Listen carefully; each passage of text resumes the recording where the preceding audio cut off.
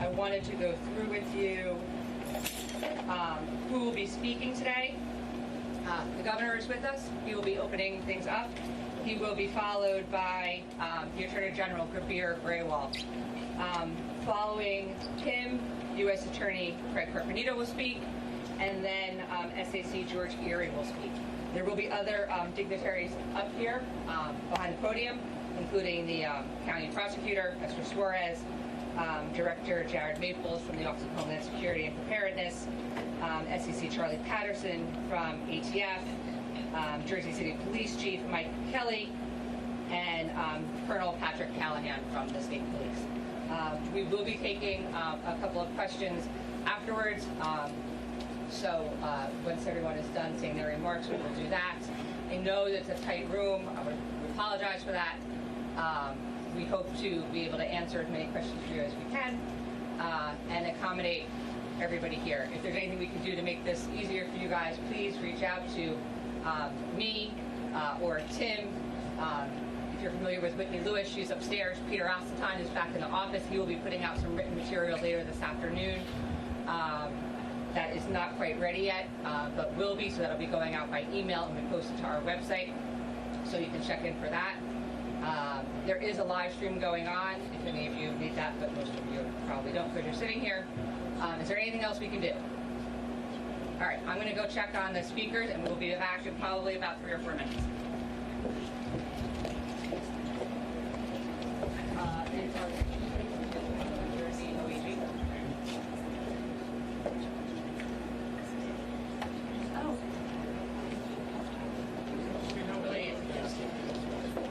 And I was just told I got SEC Erie's first name wrong, so it is correct on our written material, but apparently I read it wrong. It's Greg Erie, just in case you were quoting me on that.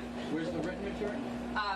The media advisory that came out. Oh. So all the speakers' names and spellings are on the media advisory that went out. If you didn't get it, please call the office, and it might actually be posted on the website.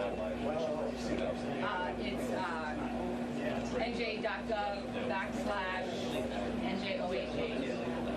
Is it written in chronological order on paper? On the speakers, no. If someone in the room in the back there can open up and crack that window, you're welcome to do so. The person in the gold back there, if you can crack that window. Is there a folder? It's a side window. Yeah, I know, that's the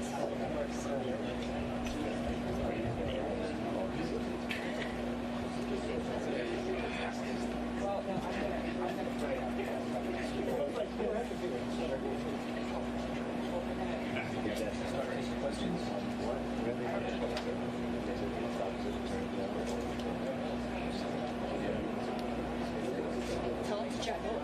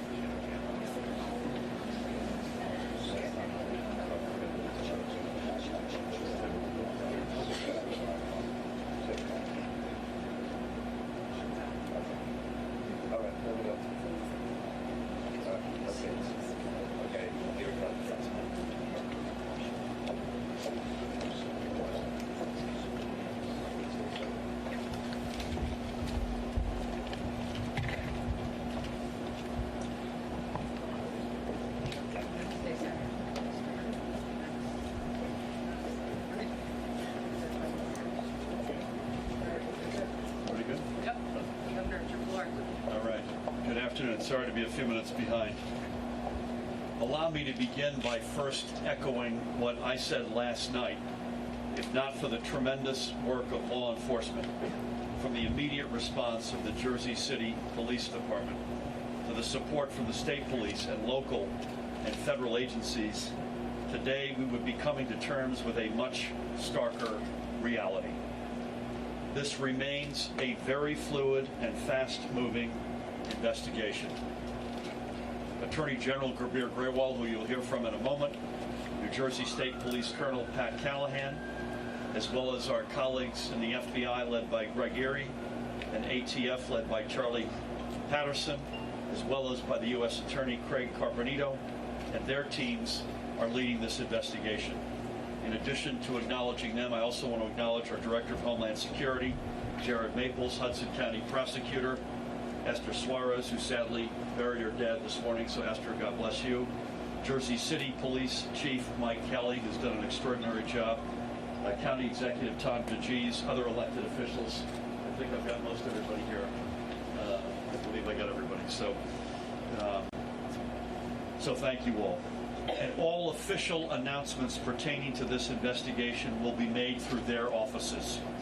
Additionally, our administration is partnering on the ground both here and with communities across the state to provide whatever assistance is needed to ensure that residents are safe. And let me repeat something else that I said last evening. Based on everything, and I say this on behalf of all of us, the collection of state and federal and local representatives, based on everything we know, there is no ongoing security concern related to the events of yesterday.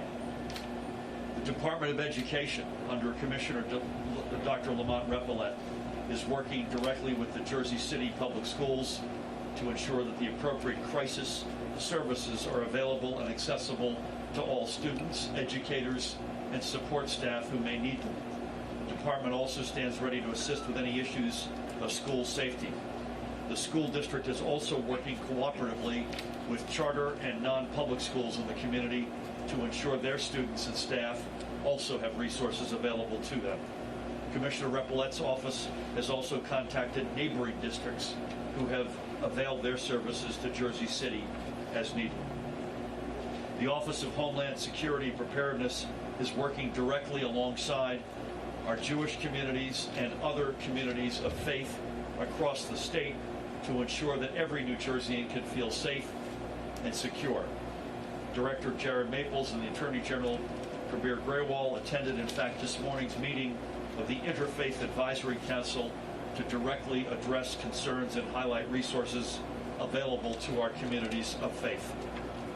Any community leaders with security concerns should visit www.njhomelandsecurity.gov. That's www.njhomelandsecurity.gov and click the Interfaith, that's the Interfaith tab on the top of the homepage for information on available resources. And of course, to all New Jerseyans, if you see something, say something and report any suspicious activity. Earlier today, I had the opportunity, along with Israeli Consul General Ambassador Danny Dayan, a dear friend, during his visit, to stand in solidarity with the Jewish community here. We prayed at the synagogue, literally that is right beside the store that was shot up and was the locus of so much of the action yesterday. One thing must be made perfectly clear. An attack on our Jewish community, or for that matter on any community in what is, by many measures, the most diverse state in the United States of America, and whether that attack may be here in Jersey City or anywhere in our state, that attack is an attack against all 9 million of us who are proud to call ourselves New Jerseyans, period. This morning we all awoke with hearts heavy for the victims and families impacted by what occurred here yesterday. For the family of Detective Joseph Seals, God rest his soul. For the innocent victims inside the market, God rest their souls. But we are also firm in our resolve to take the steps necessary to ensure that this doesn't happen again. Our administration has been here for Jersey City since day one. It was here yesterday, it's here today, and it will be here tomorrow. We stand unequivocally with this city. With that, please help me welcome the Attorney General of the State of New Jersey, R.I.P. Thank you, Governor. Good afternoon, everyone, and thank you all for being here. As the Governor mentioned, we're joined by federal and state partners this afternoon. U.S. Attorney Craig Carpenito is here with us. Colonel Patrick Callahan, the Superintendent of New Jersey State Police. FBI Special Agent in Charge, Greg Erie. ATF Special Agent in Charge, Charlie Patterson. Director Jared Maples of the New Jersey Office of Homeland Security and Preparedness. Hudson County Prosecutor Esther Suarez. And Jersey City Police Chief Michael Kelly. Yesterday, when two gunmen opened fire on civilians and police officers, we saw the very worst of humanity. But in the response, as law enforcement worked to address the threat, and as the community came together to grieve and care for survivors, we also saw the very best. Yesterday could have been far deadlier, and the reason it was not is due to the heroism of the men and women of the Jersey City Police Department. And it's also due to the close partnership you see on display behind me between federal, state, county, local law enforcement in New Jersey. I'd especially like to recognize Chief Kelly, who oversaw the response yesterday. And I want to thank all those who supported him, including the FBI, the ATF, state police, many other local and county law enforcement agencies that rushed to the scene. As I stated last night, this is an active, ongoing criminal investigation. And as I indicated last night, our office is serving as a lead investigative agency alongside the U.S. Attorney's Office, the Hudson County Prosecutor's Office, the FBI, and other partners. As we speak, right now we are working to learn more about the shooter's motivations and whether anyone besides the two gunmen may have been involved. We recognize that many in the community are anxious to learn about what happened, to learn more about what happened. And we're committed to providing additional information as soon as we can confirm the accuracy of that information. At times like this, it's especially important that the press and the public stick to the facts as they're officially reported by our offices. During the early stages of an investigation, others may have incomplete or inaccurate information, which can not only create unnecessary panic in the community, but also undermine the integrity of an ongoing criminal investigation. So here's what we know now. It's believed that at some point yesterday, two individuals encountered and killed Jersey City Police Detective Joseph Seals in the Bayview Cemetery in Jersey City. The two suspects are David N. Anderson, age 47, date of birth October 20th, 1972, and Francine Graham, age 50, date of birth April 28, 1969. Both of them are deceased.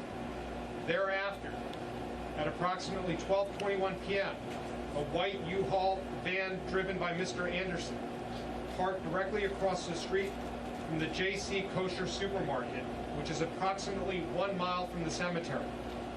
Within seconds of arriving, Mr. Anderson exited the driver's side door of the U-Haul with a rifle in his hand. He walked towards the J.C. Kosher supermarket and immediately began shooting. Miss Graham, the passenger in the van, followed Mr. Anderson into the store. From that point on until the conclusion of the event, the two suspects remained inside the store.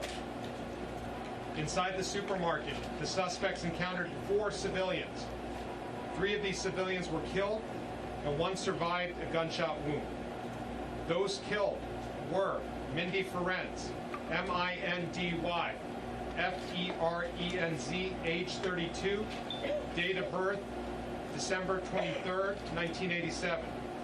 Miguel Douglas, age 49, date of birth February 8th, 1970. Moshe Deutsch, D-E-U-T-S-H, age 24, date of birth July 7th, 1995.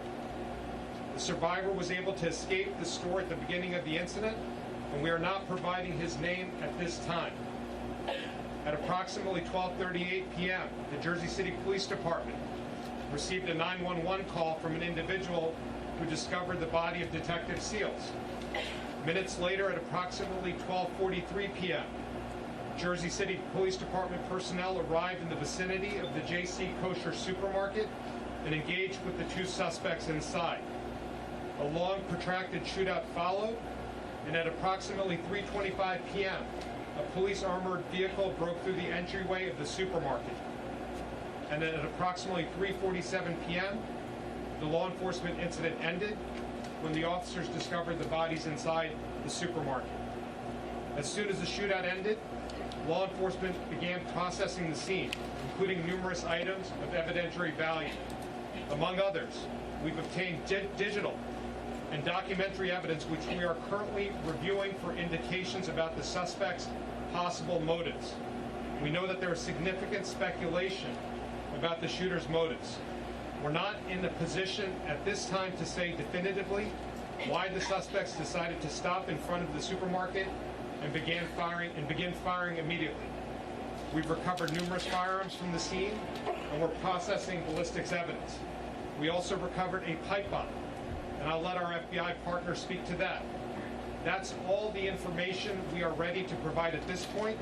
We plan to provide you with additional updates tomorrow at noon from this same location. Let me address a few other points. First, we're in the process of identifying all available video footage from yesterday's incident. And we hope to release it to the public as soon as possible. Just last week, our office updated our rules regarding the release of such footage, and we intend to comply with those rules in this particular case. And as is standard practice, we will release the footage once we've completed the interviews of all available material witnesses and gathered physical and documentary evidence most relevant to this case. Second, as is the case in any investigation, we look to the public for further investigative leads. If you have information regarding yesterday's shooting, please call the New Jersey State Police at 609-963-6900. Third, members of the public, especially in Jersey City, should be vigilant about scams that try to take advantage of yesterday's tragedy. U.S. Attorney Carpenito will speak about that further, and we ask that you report this activity to the FBI. Finally, and on a more personal note, let me say that all of us in law enforcement stand with Jersey City, a city that's still reeling today. This is the city where I was born. This is a city where so many people from so many corners of the globe first stepped foot into this extraordinary country. This is a city where, in fact, a kosher supermarket stands proudly across the street from a Catholic school, down the block from a Dominican bodega, on a street named after Dr. Martin Luther King. It's a city of Chinese grocers and Indian shopkeepers and recent college graduates, all striving for a better life in the shadow of the Statue of Liberty. Jersey City is an American city, a city that reflects the values and the strength of our nation and of the state that we all proudly call home. Yesterday, that city came under attack. Not just the city, but the values that this city stands for. And we will respond as we have responded in the past. And we recognize that many in the community, by coming together, by working together, and by grieving together, and showing that we are stronger than the hate that fueled this terrible tragedy. And I can assure you that my office and the offices of everyone standing up here will do everything that they can to ensure the safety of the community and to defend the values that made this city a beacon for so many. With that, I want to turn it over to our partner in these efforts, U.S. Attorney for the State of New Jersey, Craig Carpenito. Craig? First, I want to start by sending my heartfelt condolences to the families of yesterday's victims. Yesterday, Detective Seals woke up in the morning to do what he's been doing for the past 17 years, going out on the street to protect Jersey City citizens. And he paid the ultimate price. The 3 civilian victims woke up in the morning going to their jobs, to do what every American wants to do, to work, to provide for their families. And they lost their lives because of the acts of two cowards.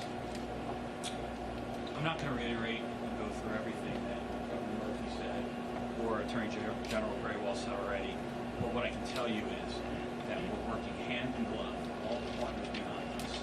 And I stand by their statements, we agree with their statements, and I hope that you can be understanding of the fact that we have to be careful about providing incremental information about sensitive investigations, because sometimes incremental and incomplete information and speculation can lead to a very misleading narrative.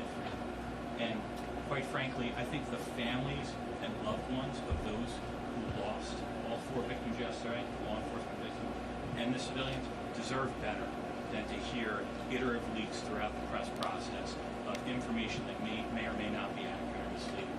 So please be patient with us as we work through and we try to get a complete and accurate story before we decide to go public with the facts that we know.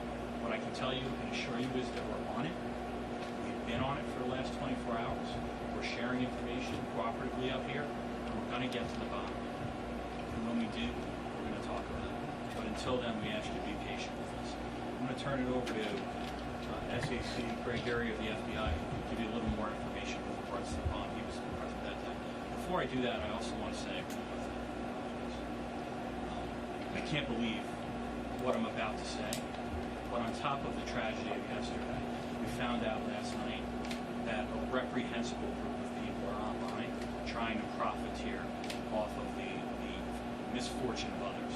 And they're creating fake GoFundMe pages to try and solicit donations purportedly for the families of these victims to line their pockets. I can't find the words of how disgusting this conduct is. What I can tell you is we're looking at it, we're investigating it, and if anyone has any information about any of these pages, if you have donated money to any pages that were set up last night for any of the victims, you should contact the FBI, because my understanding is that last night there were no official, legitimate GoFundMe sites or pages set up to solicit money for any of these victims.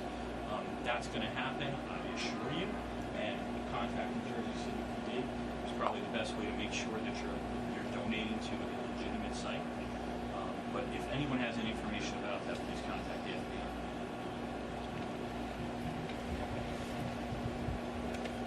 Good afternoon. My name is Gregory Erie. I'm Special Agent in Charge on the FBI's Newark, New Jersey field office. First and foremost, to echo what you've heard before, our thoughts and prayers are with the families and the victims of this tragic, senseless event. I would be remiss if I did not point out our friend and colleague, Mike, who led a tremendous effort to end this threat, despite having lost an officer and stayed in charge of all operations. The FBI will continue to collaborate with our local, state, and federal partners as we try to find the motivation behind this event and make some sense of what, in some ways, is senseless. To echo again what I heard from the Governor, the Attorney General, and the U.S. Attorney, I implore the press. I know there's always a rush during these incidents to say why. Speculation only distracts from the investigation. It takes all of our investigators offline to address that. And the media, as our partners in this, don't want to participate in those kind of acts. If you have a question or you need some factual information, these are the people who should be giving it to you. Again, idle speculation is going to distract from what we're trying to accomplish. Thank you very much, and I think we're going to take questions. I apologize. The IED, the improvised explosive device, following the event, the vehicle that the two individuals arrived to the location in was searched by our state police professionals forensically.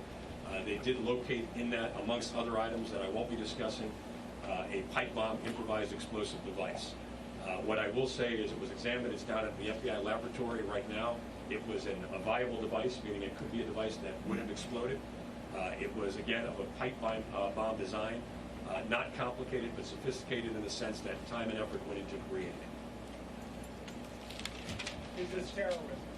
I'm sorry? Is this terrorism? At this time, we're not attributing any specific motivation to this. That's what we're investigating right now. Has anyone in law enforcement homicide? I guess we'll take a few questions. Right. Has anyone in law enforcement contacted GoFundMe directly about the bogus GoFundMe pages? So the U.S. Attorney has investigated fraudulent GoFundMe pages in the past and is experienced and expert in this. I'll defer to the U.S. Attorney's Office. You're going to be unsatisfied with the answer, but we're not going to get into investigative steps. But as I said, we're actively addressing the issue. David? General, the governor has mentioned, I believe you mentioned as well, that there is no credible threat that we are aware of right now as far as any additional security concerns. I was wondering if you could comment on that. Perhaps, Governor, you could as well. And Director Maples, obviously the Jewish community in New Jersey is concerned about this because there was an attack on a kosher supermarket. What, if anything, is your office doing and working to make security a front burner issue for these people? So I'll take the lead on that. The governor mentioned it, and the director and I were at the Interfaith Advisory Council meeting this morning to speak with our faith communities across the state, to inform our faith communities that we are here as partners if there are concerns, particularly at this time of year as there's more religious gatherings and things of that nature, to reach out to us, to always report anything suspicious, as the governor mentioned, that if they are the victims of any type of bias or hate, to report that through the appropriate channels, and that we will follow up on any and all of those leads. And I think those are some of the steps we've taken, and we'll continue to have engagement with all faith communities across the state at this difficult time. General, in his position. You know, just to clarify, when suspects got to the store, they immediately shot and killed, with the exception of the person who escaped, everyone inside. Was anyone still alive when police arrived at the scene? So what I can say is what I said in my remarks, is that upon arriving at the scene, Anderson got out of the vehicle with the rifle and began shooting almost immediately, walking into the store. Now, one person escaped with a gunshot wound and is recovering fully. The three individuals who remained in the store, the wife of the owner, a worker, and a customer, are all now deceased. Now begins a difficult task for us to determine which bullets and to whom they're attributed, but our belief is that they were killed almost immediately upon the two suspects entering the location. Where was that person shot, the one man? We're not going to give locations of gunshot wounds for any of the victims in this case. Autopsies are ongoing, investigations ongoing, and we're doing the ballistics work. General, Excuse me. Alone We'll in go the right here. cemetery. You said that Anderson had a long gun. Was Graham armed as well? So that's not a detail we're sharing at this point.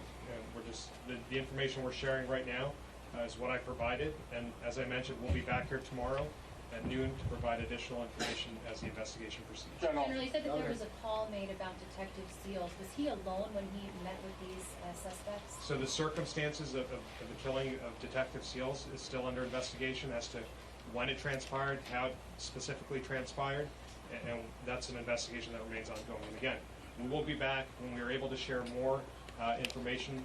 We will share it. General, was there a relationship between this incident and the killing that happened in Bayonne on the weekend? I will say this, and that's an investigation that Prosecutor Suarez's office is running. The two suspects who are deceased in this case, the two decedents, Anderson and Graham, are our prime suspects in the Bayonne Uber driver killing. Are you talking at all about the fact that there is this Black Israelites connection, or the fact that they posted, at least one of the suspects, posted anti-Semitic remarks online? Again, the why and the ideologies and the motivations, that's what we're investigating, and we want to be thorough and we want to be accurate before we come back with more information. Have you ever To the back. Have these individuals been investigated before? Do they have any type of criminal history? We're Or not- are they residents of the state? We're not going to comment on that. Any idea how many shots were fired in total during the gunfight? Nope. We processed the scene last night. It was a big scene, and that work now begins to assess which shell casings are attributable to which weapons and how many shell casings there are. And again, when we have more information to share, we will be back and we'll share that information. The evidence that you recovered, does it show anti-police? Right here. Mayor de Blasio called this an act of terror. You guys are not on that. Do you have any comments on his calling it an act of terror?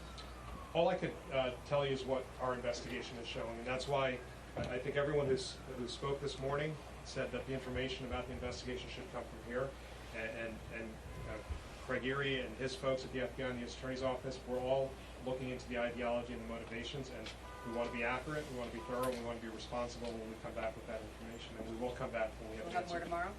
You did mention hate, sir, you did mention hate, but you haven't spoken freely about the ideologies. Is there a reason why this is classified as a hate crime? No one said what it's being classified as at this point. What we have said is that we're investigating the motivations for the killings, which, again, the facts are they arrived at a location, they got out and immediately began shooting. As to what precipitated that investigation, that hard work, the interviews, the review of documentary evidence, digital evidence, and other evidence is ongoing, and there are dozens of interviews that are being conducted. So until we have complete information, it'd be irresponsible for us to tell you what the specific motivations were. General, can I follow up on that, please? General. Good for today? Right, let's do you. Thank you. General, following up on what she said, the mayor of New York called it an act of terror, but it has been shared with us an internal FBI memo that the SAC may be aware of, that it has been labeled as a hate crime. Is that an operating theory? Does the FBI just put that out there to warn people internally within the law enforcement community? Can you elaborate a little bit more on, or maybe the SAC can elaborate more on that? I'm not going to speak to what's been put out there. What I could tell you, and I'm not going to speak to how they initiate and open investigations and what processes they might go through to do that. All I can tell you is that we're standing in front of you telling you that we are conducting additional investigation before we reach any conclusions as to what the motivations were, what the ideologies were at play here or weren't at play here. And I think to be responsible, to be thorough, we need to take those investigative steps together before we could characterize this one way or the other. I think we're going to shut down here. We're going to wrap. I want to thank Esther Suarez for hosting us. I want to reiterate what the Attorney General is. You're back here tomorrow at noon. And as they get more information, as we get more information, we'll share it with you. I also want to acknowledge Jersey City's own Senator Sandra Cunningham, who joined us, and Freeholder Stick Romano, I know, here, among other elected officials. Thank you all very much. Thank you.